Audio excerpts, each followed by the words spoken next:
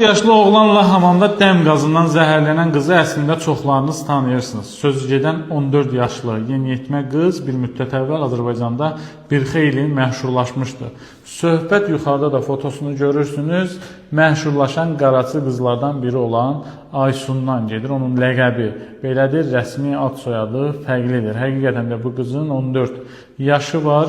Sözügedən Yusif Altayla birlikdə dəm qazından zəhərlənən qız da məhz o olub. Yusuf Altay hadisə yerində ölüb, onu isə xəstəxanaya aparılıb, daha sonra xəstəxanadan özü tərk edib, yəni səhhəti normaldır. Qızın anasının da mətbuata açıqlaması var, o da qarşı tərəfi ittiham edib ki, qızım az yaşlıdır, niyə o oğlanla birlikdə olub, oğlan ümumiyyətlə niyə onunla münasibətdə olub. Bundan əlavə qeyd edək ki, sözügedən qız bir müddət əvvəl də həbs olunmuşdu.